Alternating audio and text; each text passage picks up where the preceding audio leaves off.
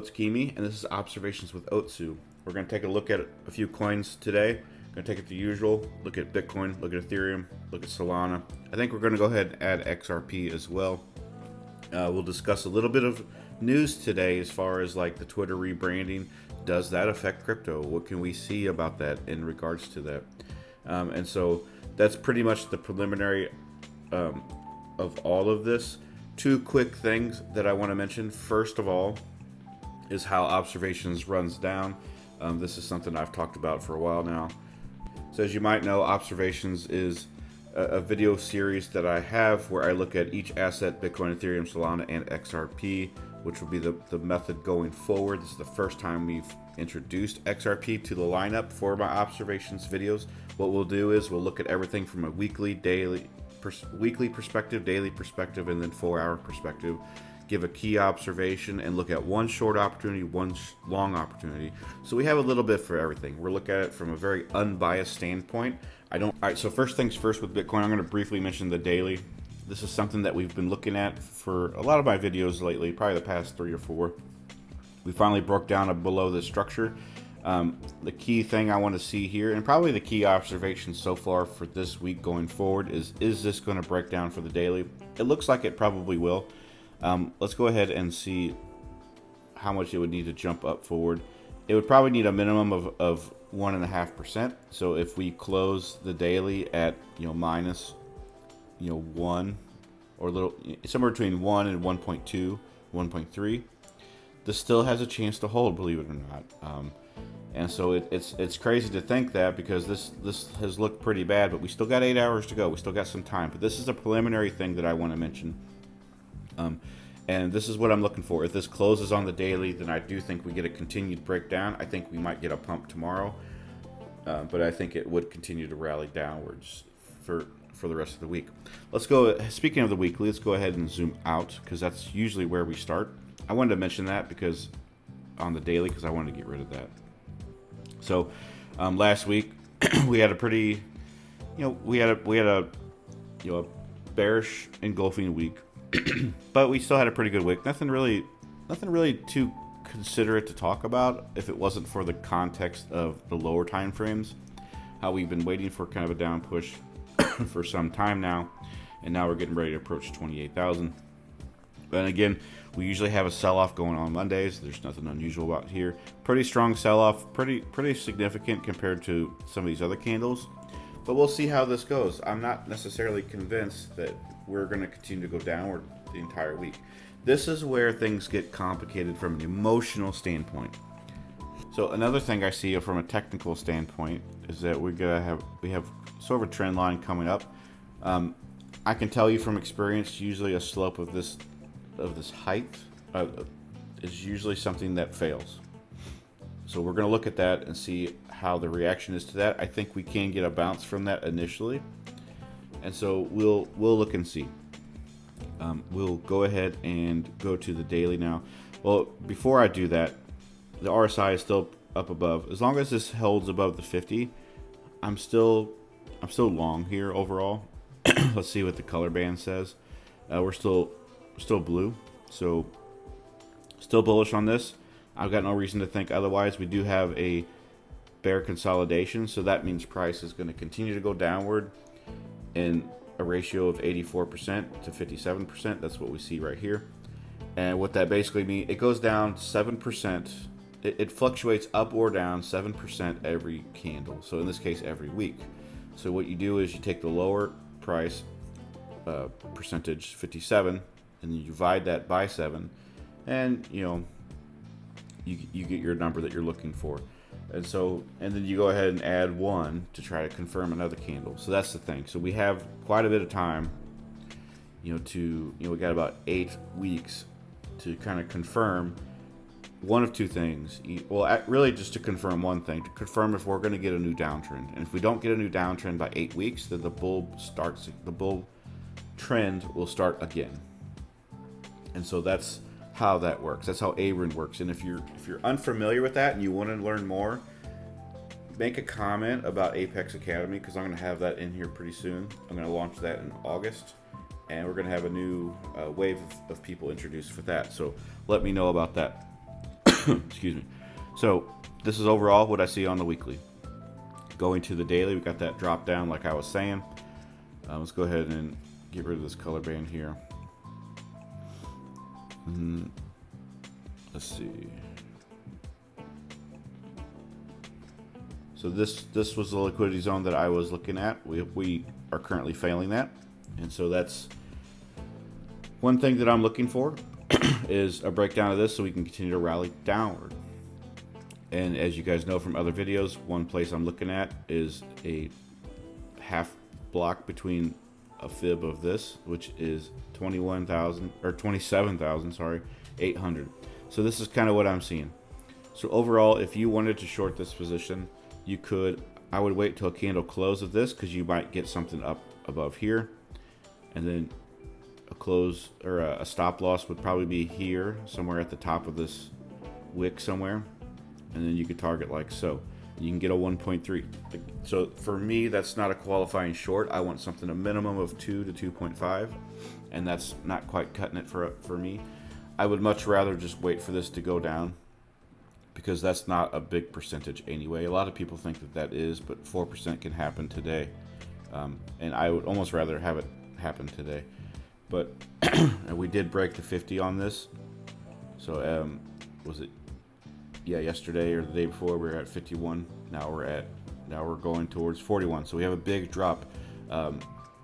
It's much more volatile than I expect. So that also means that we might go ahead and get an accelerated downtrend or whatever that looks like, right? It doesn't have to be a downtrend, whatever the low, I guess. So this could be the low, but it doesn't seem like it. This isn't a good price point to make sense of anything else. So I do think if we close below this order block, so if we close below 29,500, I do think that we're going to see 27,800. I'm going to try to explain these more verbally as well because I've been told a lot of you guys listen to me on the road or elsewhere. You don't actually see the charts visually, so I'm going to try to be more explaining that visually. So that's what I see. If we fail to reclaim 29.5, I think we're really going to go down to 27.8, and that could be this week. I kind of hope so. And this isn't much different than the previous order block as well. So we had a big pump up from the middle of March, and then we went ahead and retested that whole zone. Here is a little bit different because we've already retested it like 2 weeks ago, even 3 or 4 weeks ago. But now we're kind of deviated back below, and so typically I look for the mid, and the 27,800 is the mid. So it's not complicated, just doing that. So I covered a short scenario. What about a long scenario? Well, the best one for me seems to be that 2780, or that 27,800, I should say. Now the placement on this is going to be a little, excuse me, a little tricky, but I think right here at 26,400, there's a bullish engulfing candle. I would put it right below that, so the stop would be about 6.5%, maybe 7%, if you want to adjust that a little more. And then I'm still interested in local highs for Bitcoin, so I would probably just target something like 35,000. And so now we have an R of about 3.8, much better in my opinion. That looks good, but we'll see how that goes. There's a lot of uncertainties about that. There's a lot of things that need to happen with that. And so that's what we see on the daily for those positions. On the 4 hour, kind of a zoomed in version of what we saw. Finally got the breakdown we're looking for. It's one of these things, like, I don't expect this to go up necessarily, mainly because these type of ranges don't do that. Once you get something outside the zone, it tends to stay outside the zone, and you should act as if it will. Excuse me. Oh, I got something going on. If it does reclaim, then that's also a deviation on the downside. So that means, which is what people call a spring. So if it would go back above to like the 20, basically the 30,000 range, I think we could confidently long that. But we'll see. Overall, that needs to happen first. It's much more likely that we're going to get continued downside from this standpoint. So that's what I see with Bitcoin. We're going to go ahead and go back to the weekly, and then we're going to touch on Ethereum. All right, let's go ahead and go to Ethereum on the weekly. One thing that I had really mentioned last observations and for the casual crypto and coffee is that I'm looking for a touch of either the red trend line or the top marker at 2,000 plus. We're still kind of in the zone. We dropped about 2.5% today so far, and we haven't really gotten anywhere with that. So I still think that we're going to reach this trend line, and then we can move forward with that. One thing I also saw is that we have a bullish cross now on the weekly. Now we have a bullish cross on the weekly, but we have a down candle. So this is what's called a pressure pattern, or it's not quite a pressure pattern because it needs to confirm the close of the candle. But this is basically the Abrams version of a divergence. And so what we could see, and what I'm kind of anticipating here, is that we will get that touch of a red line, and then we'll bounce up from that. And so that might take 2 to 3, even 4 weeks to play out, but that's something that we could see. Another thing is the RSI is still holding on the weekly. A lot of these coins still look pretty good on the weekly, in my opinion. Bitcoin doesn't really look overall the best on the weekly, but some of these coins still don't look too bad. I think Solana coming up next doesn't look as good, but we'll go into that. And that's really my key observation for the weekly, is that we need one of these two things to break. That's really about it. Until then, it would be one thing if we just hit this deviation point back from April, but we started this in the April 10th, right? And now it is, July, almost the end of July, and we're still in this zone. So that's why, and we're so close to ending the zone. Something's going to happen by the end of September based off of this trajectory, no matter what. It's probably going to happen before then. Probably going to happen maybe 2 weeks from now. So I'm just looking at that. I would rather look at a major area of this and then increase my risk to play that correctly than to gamble on something now and then play that same amount of risk just screwing around. So that's how I look at it. I'm more intentional this way, and it'll play out. And here's the thing too: this red trend line going downward, and there's the 2,000 plus psychological / technical resistance. One of those two things, when they break, those are going to hold. And so if we get the breakdown, then Ethereum is probably going to go down halfway, and so I would be looking at a target of about $1,500. If it breaks above, then I'm looking at least 2,500 or higher. So that's what I'm saying. Like, if one of these two breaks, they're not gonna generally they don't deviate back again. And if they do, then that's a sign that that's stronger as well. So that's where you got to kind of look at that. So anyway, that's the key observation for Ethereum. Going on to the daily, we got that local down move from today, but again, other than that, we had the breakdown from the RSI. We got a bearish cross on Ethereum, so that's also one reason why we're seeing a little bit of a difference between the weekly and the daily. Weekly we have a bullish cross, daily we have a bearish cross, so there's a lot of things entwined with that, and that just makes me think that we might see maybe another 3 to 5 days of downside. And what I mean by that, I was hesitant to say that, what I mean by that is just a lower price point than current. Doesn't mean that we're going to see a lot of downside, just lower than the current price. And then we might see a bounce going for the next 2 weeks. So I think that seems likely. As far as long and short scenarios, I think a long scenario obviously would be what I talked about, this trend line. Your stop could be pretty much anywhere. I would like to see this go down more sooner than later, because then I could get a better price point on the trend line. But that's doesn't have to happen, and so the long scenario would be maybe getting an entry at about 1,800 and then looking for a target about 2,300 or even higher. So that's an R of 3 or higher. I like that. That's overall that's the better option. The short scenario would be waiting for the trend line break on the other side and then target the inside of that, and then targeting that 1,500 that I told you about. So that would give you about 2.5 R roughly. Again, that will depend on where you place things as well. So don't take my word on these placements. If you do, I'm gonna have to stop doing them. So that's it overall. I think either direction looks pretty good for Ethereum. I think the long and short both look pretty good. So that's kind of what I see for that. 4 hour doesn't really tell us much other than this is pretty weak. And if it breaks down below 1827, I think we could get 1770. All right, going to Solana, we're going to go to the weekly.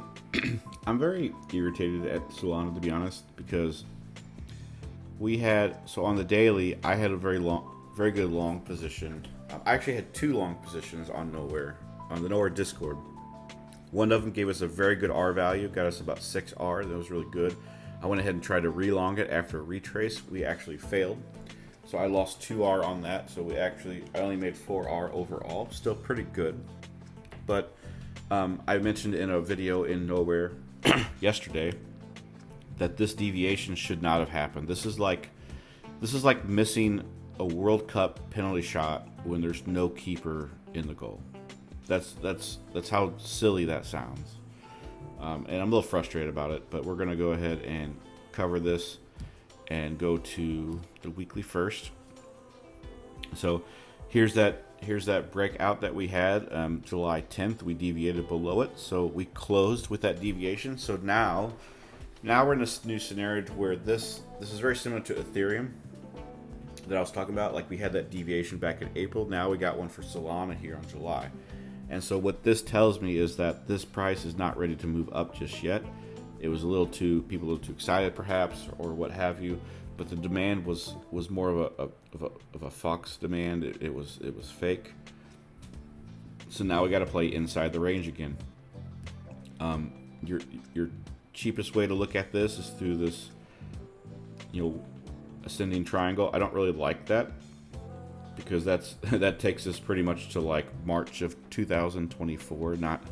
That's not something that we want to wait that long to do, and if we do, it's probably going to run straight to all-time highs if it does. So, but this is something to look out for the high time frame perspective. If you are interested in Solana high time frame wise, a break of that deviation is a good way to look at that, which would be about $26.30. If you want to round up to 27, I think that's completely okay. I think anything on this trend line would be a good long position, so that could be as low as $18.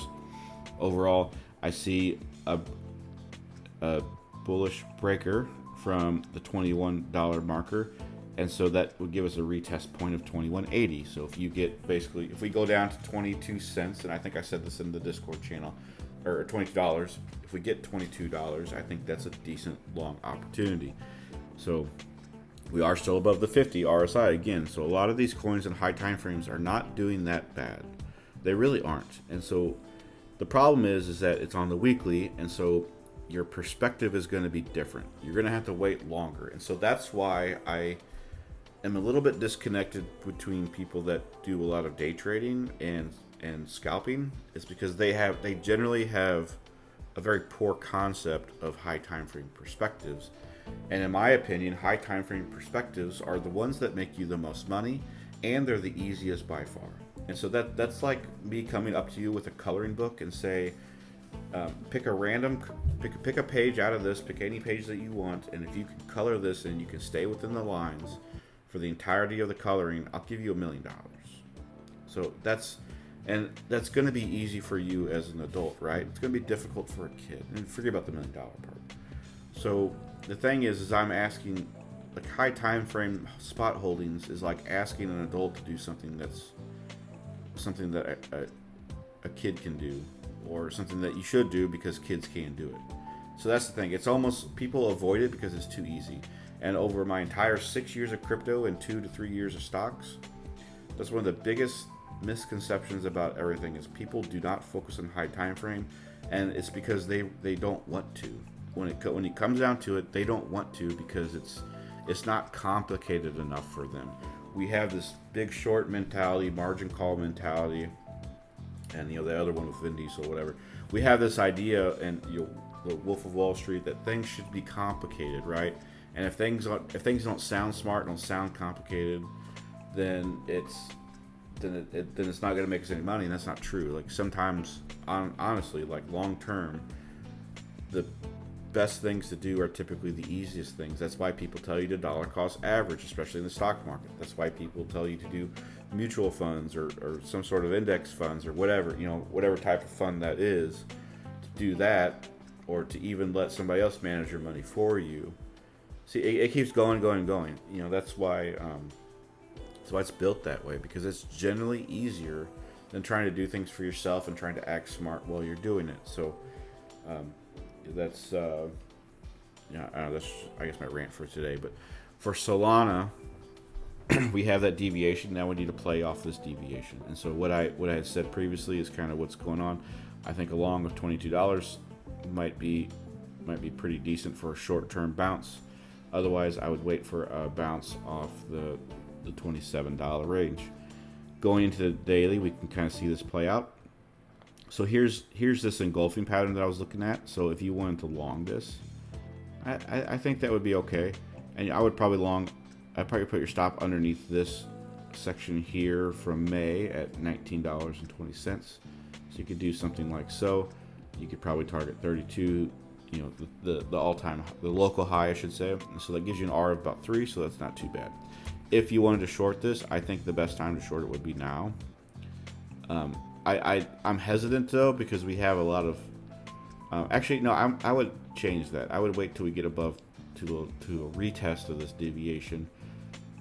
So the entry would be approximately $25. Your stop would be above into the wick area at about 26, 27, which would be where other people would long, by the way. So that's also tricky. And then I would target the trend line below at about $17, $18. So you have an R value of 2.5. So it's strange that even though that's a pretty big R value, you're still getting lower R value than you would with a long. And so that's why I focus on longs when things are in an uptrend, and things currently are. So anyway, that's Solana. That's my key observation with this would be to focus on that deviation and play the big break of that, pretty much the same as Ethereum. All right, so last but not least is XRP. We've had this as a request. I made a tweet about what coin would you like to see added permanently to the lineup, and you guys picked XRP. I am going to take out Binance Coin and Dogecoin for this week, but we're going to kind of look at them and observe those. Observate's not a word, I don't think. So, and we'll see. I'm considering taking Binance Coin completely out, basically. So we'll just go ahead and get started to XRP. One thing I can see from the weekly is we had this from the daily, this zone, it broke down. What I want to see from the daily actually is to recover this at about 71 cents. I think there's a good chance to do that. And so we'll see. Playing that out, let's go ahead and zoom back up to the weekly.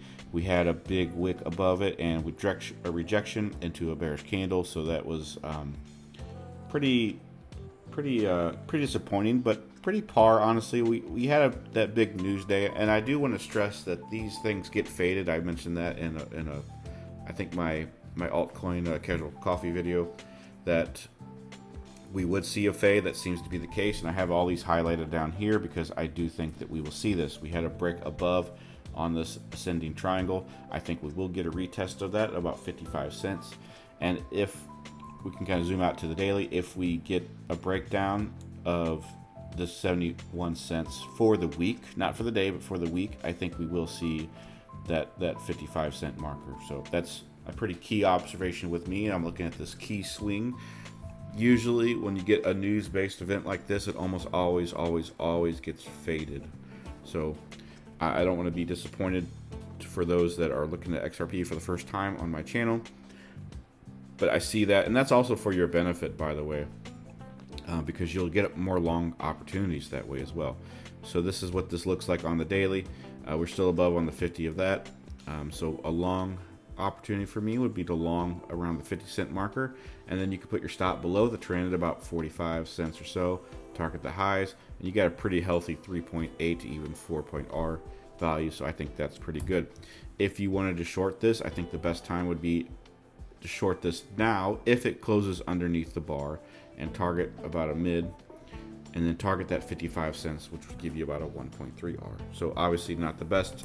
I would much rather have you wait for that to fade and then just buy in. I'm always a bigger fan on uptrends to not short the market, but to wait for a good buying scenario. You should always assume, like if we have a weekly, time frame perspective, and let's go ahead and go up to the weekly. We have a weekly uptrend on XRP right now. We should always assume that you're going to get higher R value on a long than on a short if the market is on an uptrend for the high time frame. So we're seeing that right now.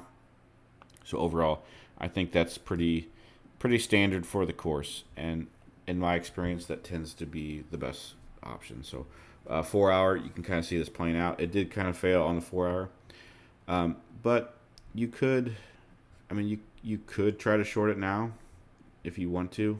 I don't know if I would personally do that, but again, that would give you a better option for a lower time frame for a short opportunity. So it's worth stating. So anyway, so that's the video. I hope you like it. I do want to briefly look at the dominance chart because I'm going to make a dominance video probably sometime in the next couple days. We're actually going down for the day so far.